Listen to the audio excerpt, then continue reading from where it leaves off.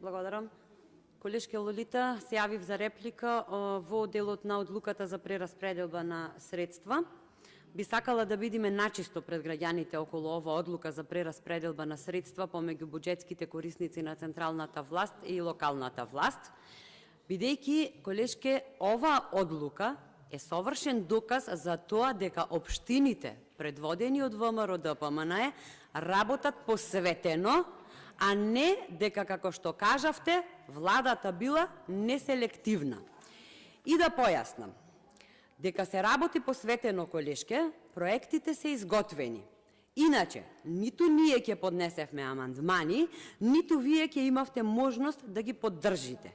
Проект готов, одобрение спремно. Што значи тоа?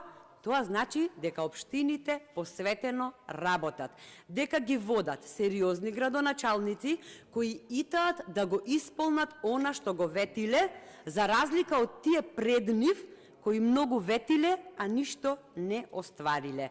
Сведоци сме и понатаму дека владата или поточно Министерството за образование и наука има отворени јавни повици на кои можат да аплицираат општини со готови проекти. Општина Охрид 2 години има поднесено иницијатива и очекува да биде удостоена со било каков одговор.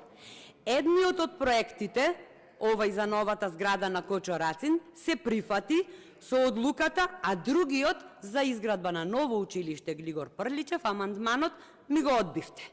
Да не продолжувам за тоа колку е неселективна владата.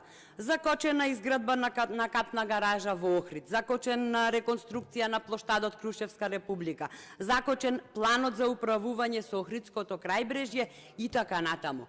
Од комисиската расправа на Комисијата за финансии сведоци сме дека велевте можеме повеќе, но потоа се испостави да кажувате дека градоначалниците можат повеќе и да, со тоа сме начисто, градоначалниците на ВМРО ДПМНЕ можат многу повеќе и реализираат многу повеќе од она што го ветиле.